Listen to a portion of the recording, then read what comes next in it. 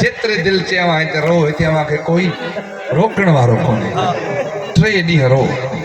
हर बीबी रोनी कह चो वाह अकबरा कह चो वाह कासमा कह चो वाह हुसैना सैयदा ज़ैनब कुबरा सजाद खे हथ खां वठी कब्र शबीर ते आए मक़तल लिखे तो फरमत नफ्सा अलाओ कब्र अखिया वेठी न पंहिंजे पाण खे शबीर जी कब्र ते केराए दा करे दी चवे हुसैन ॾहीं जी रात अमानतूं ॾिनई हिकु तुंहिंजो पुटु हो हिकु तुंहिंजी धीअ हुई मौला जा दुखियो सुखियो सजाद बचाए आया सकीना जिंदान में रहिजी मौला कबूल मौला साइण दी चवे शबीर हिक अमानत मोटाए आई माए बी अमानत खे शिमर धक एडाया जंहिंजा ज़िंदान में साह रुख जी विया रोइण वारा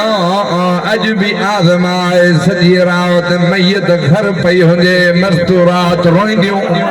पर घटि रोईंदियूं जॾहिं गुस्ल कफन अची वञे खट खां परे न थींदियूं छो जो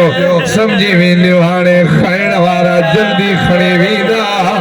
सजाद मौला दो चे बीबियो अज टियों ॾींहुं हलो वतन हलो रुबाब साइण दी चवे सजाद मुंहिंजो बुरको लहियो तोखे दाह न ॾिनम सजाद मुंहिंजी सकीना ज़िंदान में रहिजी वई तोखे कुझु न चयोम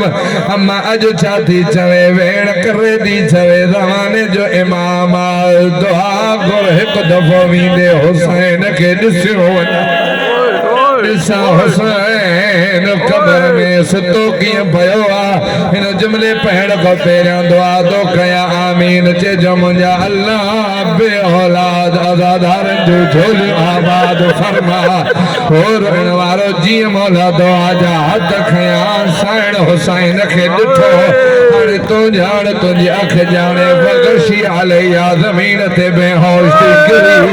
उती त सही वेण करे थी चवे सजाद एतिरो ॿुधाए हुसैन जे सीने ते गोश्त जो टुकड़ो छाजो आहे मौला तो चवे अम्मा सुञाण तुंहिंजो खीर पीअंदड़ असगर जो बदन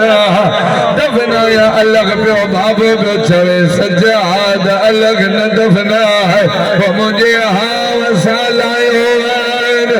कयामत में उठी चौंदर मुंहिंजा अल्लाह मुझे असगर घुरियो त पाणी हुयो ॿिनि ढुकनि जे बाद उम्मत ईअं थी हयो जो सर